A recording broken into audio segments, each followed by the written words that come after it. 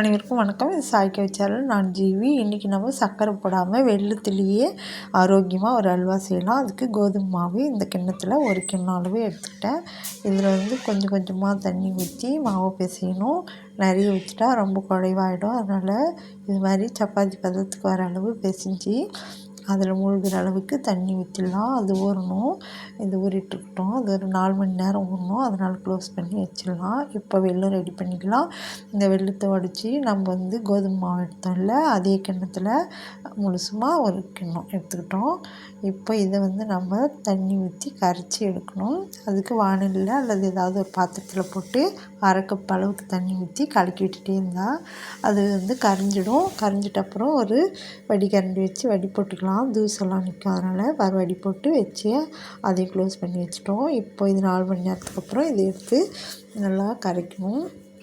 பால் வர அளவுக்கு அது நல்லா கையில் பிசைஞ்சு கலக்கிட்டே இருக்கணும். அதுக்கப்புறம் வடி போடும்போது அப்போவும் அடியில் கொஞ்சம் அந்த கசடு தொக்கெல்லாம் நிற்கும். அதையும் நல்லா கலக்கி விட்டு அதெல்லாம் போயிட்ட அப்புறம் அடியில் கொஞ்சம் தொக்கு நிற்கும், கொஞ்சம் அதிகமாக நிற்கும். அது பாருங்கள். அதையும் மறுபடியும் தண்ணியில் போட்டு நல்லா கலக்கி கரைச்சி எடுத்துக்கலாம். பாருங்கள், இதில் போட்டு இன்னும் கொஞ்சம் நல்லா கலக்கி எடுத்து இதையும் நம்ம வடி போட்டு எடுத்துக்கலாம். இன்னொரு கப்பு தண்ணி ஊற்றிக்கலாம். கூட அந்த வெள்ளைப்பாகு நம்ம எடுத்து வச்சோம் இல்லையா, அதையும் ஊற்றி கலக்கி வச்சிடலாம். இப்போ ஒரு வாணலி வச்சு அதில் நெய் போட்டுக்கலாம். ஒரு மேசைக்கரண்டி அளவுக்கு உங்களுக்கு எவ்வளோ பிடிக்குமோ அவ்வளோ போட்டுக்கலாம். இப்போ வறுக்கிறதுக்காக நெய் போட்டேன். இதில் முந்திரி பருப்பு உங்களுக்கு தேவையான அளவு போட்டுக்கோங்க. அது செவக்கிற வரைக்கும் வறுத்து எடுக்கணும். நல்லா பாருங்கள், இப்படி பொன்னிறமாக வந்ததும் எடுத்து ஒரு தட்டில் அல்லது ஏதாவது ஒரு கிண்ணத்தில் இதை எடுத்து வச்சிடலாம். இதை வச்சுட்டு அதே நெய்யில் வெள்ளை எள்ளு போட்டு அதையும் கொஞ்சம் வறுத்து எடுத்துக்கலாம். இது சூடாக இருக்கிறதுனால போட்ட உடனே நல்லா பதம் வந்துடும். அவ்வளோதான். இப்படி போட்டு கொஞ்ச நேரம் இப்படி கலக்கினா போதும்.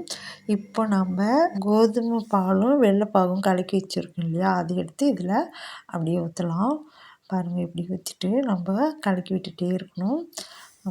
நல்லா கலக்கி விடணும். அப்புறம் இந்த கார்ன்ஃப்ளவர் மாவு, அதாவது சோள மாவு இருக்குது இல்லையா, அதை ஒரு டேபிள் ஸ்பூன் அளவுக்கு போட்டு நல்லா கலக்கிடணும். அது கெட்டித்தன்மை வர்றதுக்காக அதையும் ஊற்றிட்டு நான் வறுத்து வச்ச முந்திரி பருப்பும் இதில் இப்போ போட்டுட்டேன். இப்போ பாருங்கள், தெரியும். இதை கலக்கினே இருக்கணும்.